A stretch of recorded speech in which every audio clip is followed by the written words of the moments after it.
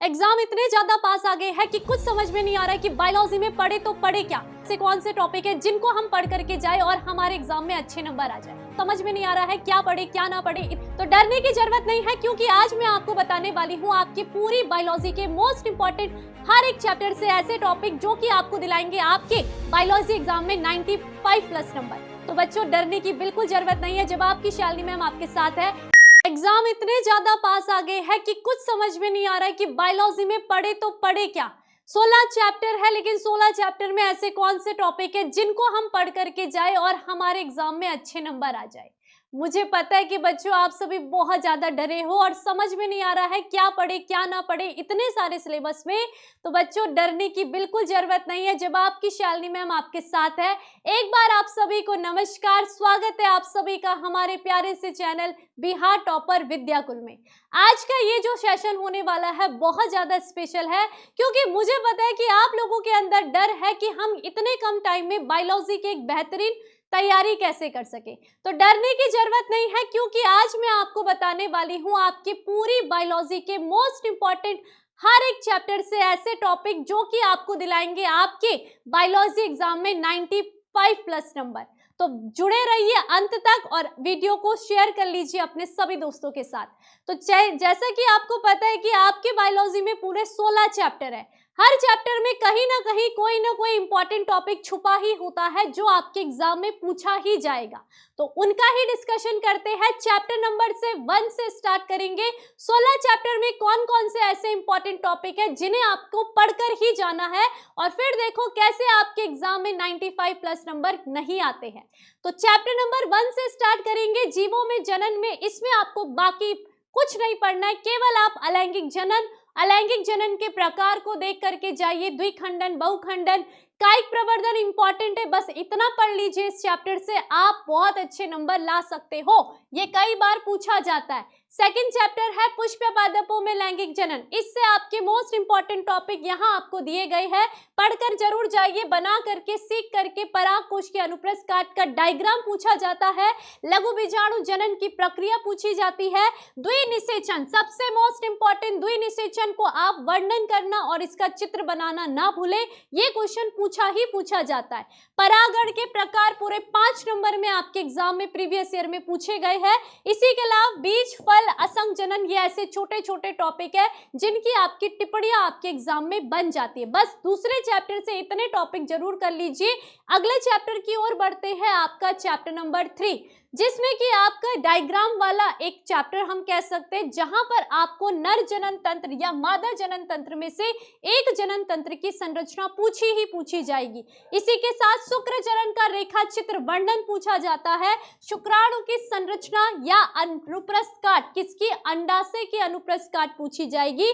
आर्तव चक्र में हार्मोन्स का जो रोल होगा वो पूछा जाएगा, और ये ध्यान रखें, और ये टिप्पणी के रूप में दुग्ध स्त्रवण, प्रथम स्तन्य या खींचने नाम से आपसे ये पूछा जाएगा।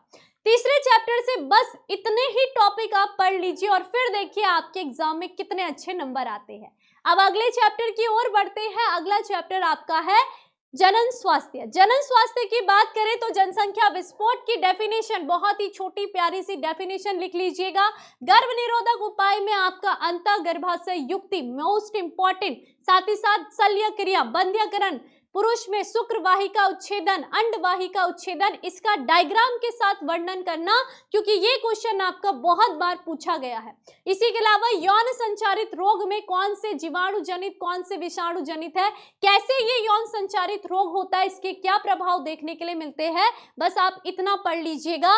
एमटीपी जरूर पढ़ करके जाइए। संगर्भता का चिकित्सा समापन एक टिप्पणी के रूप में पूछा जाएगा, और बंध्यता में आपका ये जो गिफ्ट जिफ्ट, ये जो आपकी फुल फॉर्म है, ये आपसे कहीं ना कहीं 2 नंबर के क्वेश्चन में पूछी जाएगी। तो यही आप कर लीजिएगा अपने चैप्टर नंबर 4 से। अगला चैप्टर 5 है, जिसमें कि आपका यहाँ पर दिया गया है वंशागति विविधता के सिद्धांत में मेंडल के तीनों नियम में से कोई भी नियम पढ़ लीजिएगा। यहाँ पर अपूर्ण प्रभाविता, सह प्रभाविता के बीच में अंतर या इनकी टिप्पणियां पूछी जा सकती है। बहुजीनी वंशागति, बहुप्रभाविता, इनमें टिप्पणी पूछ ली जाती है। एकल संकर क्रॉस, द्विसंकर क्रॉस में अंतर पूछ लिए जाएंगे। जाएंगे, या परीक्षा संकरण संकर पूर्वज में अंतर पूछ लिए जाएंगे। लिंग निर्धारण का पूरे 5 नंबर का क्वेश्चन बनता है आपके एग्जाम में। अनुवांशिक विकार में भी 5 नंबर का, या फिर इसमें कोई विकार आपको टिप्पणी के रूप में दे दिए जाएंगे। सिकल सेल एनीमिया, हीमोफीलिया, वर्णांधता या down syndrome, Klinefelter, tunnel syndrome, यहां से कोई ना कोई अनुवांशिक विकार में क्वेश्चन पड़ेगा। तो इतना आप इतने टॉपिक को भी पढ़ लेते हो तो बहुत अच्छे नंबर आप एग्जाम में लाओगे। अगले चैप्टर की ओर बढ़ते हैं। वंशागति का आणविक आधार डीएनए से रिलेटेड है। डीएनए की प्राथमिक संरचना, द्विकुंडलित संरचना देखना ना भूले, चित्र वाला क्वेश्चन है, बनेगा ही बनेगा। हर्षे और चेस का प्रयोग जरूर देख लीजिए। आरएनए का प्रकार क्या होता है, अनुलेखन क्रियाविधि पढ़ लीजिएगा।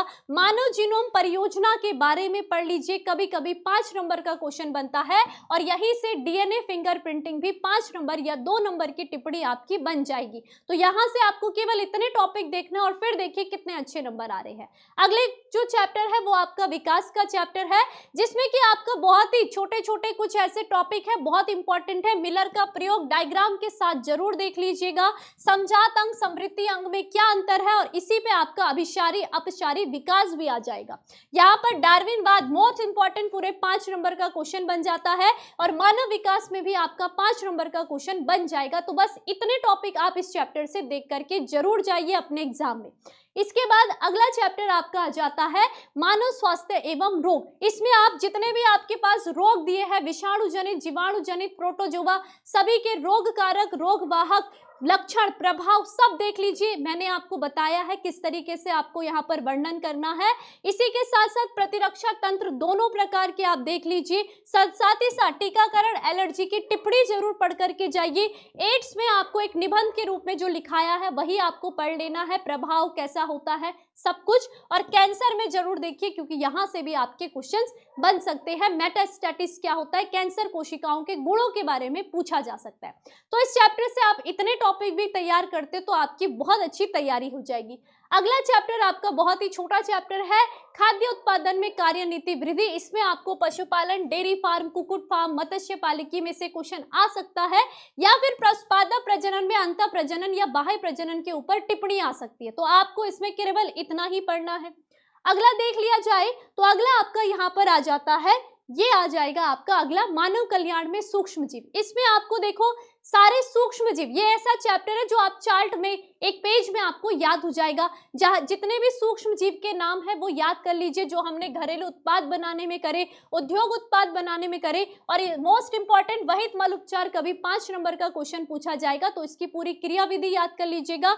बायोगैस के निर्माण में कौन सा सूक्ष्म जीव है, जैव उर्वरक के रूप में कैसे सूक्ष्म जीव का उपयोग किया जाएगा। बस ये एक चार्ट वाला एक पेपर, एक पेज में आप इन सब सूक्ष्म जीव के नाम याद कर लीजिए और ये चैप्टर भी आपका यहाँ पर क्लियर हो जाए। अगला देखते हैं, अगला आपका आ जाता है क्या, जैव प्रौद्योगिकी सिद्धांत। इसमें जरूर देखिए प्रक्रम और सिद्धांत जरूर पढ़ लीजिए, और इसी के साथ इससे पुनर्योगज, डीएनए में टिप्पणी, प्रतिबंधित एंजाइम्स में टिप्पणी, और पीसीआर पॉलीमरेज चेन रिएक्शन क्या होती है यहां से ये पूछा जाएगा। और कभी कभी डायग्राम में बायोरिएक्टर का डायग्राम जरूर देख करके जाइएगा। बस इतना आपको इस चैप्टर से तैयार करना है। अगला है आपका जैव प्रौद्योगिकी के उपयोग। जैव प्रौद्योगिकी के उपयोग में आपको केवल कृषि क्षेत्र में बीटी फसल, बीटी कपास कैसे तैयार हो रहा है, कैसे हम उसका उपयोग कर रहे हैं, वो आपसे टिप्पणी पूछी जाती है। चिकित्सा क्षेत्र में जीन चिकित्सा बहुत इंपॉर्टेंट है, 5 नंबर में भी पूछा जाता है या 2 नंबर में। और मानव इंसुलिन का निर्माण कैसा होता है ये भी। और कई बार पारजीवी जंतु के आपके महत्व को पूछा जाता है, तो ये आपको यहाँ पर ध्यान रखते हैं। बस इतना आप यहाँ से पढ़ लीजिए, बहुत अच्छे से कवर हो जाएगा। अगला जीव और समष्टि की बात करें तो इसमें आपको मोस्ट इंपॉर्टेंट बस एक ही टॉपिक है, समष्टि पारस्परिक क्रिया, जिसमें सहभोजिता, पारजीविता, परभक्षण या फिर सहोपकारिता, सहजीविता में से किसी में भी टिप्पणी पूछ ली जाएगी। तो आपको यहाँ से केवल इतना ही पढ़ना है, ज्यादा कुछ आपको नहीं पढ़ना है, यहीं से एक क्वेश्चन आपका बन जाएगा। अगला देखें तो परितंत्र की संरचना, मोस्ट इंपॉर्टेंट। जिस बच्चे को परितंत्र की संरचना पता है, जैविक अजैविक घटकों के बारे में पता है, उसके सारे टॉपिक कवर हो जाते। खाद्य श्रृंखला, खाद्य जाल क्या होती है, ऊर्जा का प्रवाह 10% का नियम क्या है, खाद्य पिरामिड, अपघटन, ये सब आपको यहाँ पर देखना है इस चैप्टर में, और आपका बहुत अच्छे से ये चैप्टर भी क्लियर हो जाएगा। बस इतने टॉपिक जरूर देख करके जाइए। अगला है जैव विविधता और इसका संरक्षण, बहुत ही छोटा सा है। जैव विविधता क्या होती है, उसके प्रकार तीनों आपको याद होने चाहिए। जैव विविधता की क्षति के कारण जरूर पढ़ लीजिए, 2 नंबर का क्वेश्चन। और जैव विविधता का संरक्षण 5 नंबर, 2 नंबर में से बन सकता है, या तो स्वस्थानीय संरक्षण या बाह्य स्थानीय में से, ये दोनों में से क्वेश्चन बनता है। तो इस चैप्टर से आप केवल 3 टॉपिक पढ़ करके भी जाओगे तो बहुत अच्छे से आप अपने यहाँ पर स्कोर कर सकते हो। इसी के साथ एक लास्ट आपका चैप्टर है पर्यावरण के मुद्दे। यहाँ पर आपके पास वायु प्रदूषण, जल प्रदूषण, ध्वनि प्रदूषण, इनके क्या क्या प्रभाव है, कारण क्या है, ये सब कुछ आपने पहले भी पढ़ा है। बस आपको टिप्पणी के रूप में या फिर आपको दीर्घ उत्तरीय में पूछा जा सकता है, तो हेडिंग वाइज आपको यहाँ पर याद करना है। मोस्ट इंपॉर्टेंट इसमें हरित गृह प्रभाव और ओजोन अवक्षय है, ये इसके कारण क्या है, प्रभाव क्या है, ये जरूर पढ़ करके जाइए। उम्मीद है कि आज आपको यहाँ पर 16 चैप्टरों के मोस्ट इंपॉर्टेंट जो टॉपिक है वो इस वीडियो में समझ में आ गए होंगे। बस आपको मोस्ट इंपॉर्टेंट टॉपिक इतना ही कवर कर लीजिए और फिर देखिए कि बायोलॉजी में आपके 95 प्लस नंबर कैसे आते हैं। अब इस वीडियो को अपने सभी दोस्तों के साथ शेयर कीजिए ताकि आपके सारे जो दोस्त हैं वो जो इनका बायोलॉजी पेपर का डर है वो यहीं पर खत्म हो जाए और लग जाइए आप इन सभी टॉपिक को तैयार करने में, अगर चाहते हो आप बायोलॉजी में अपने 95 प्लस नंबर लाना। तो धन्यवाद आप सभी को, बाय बाय।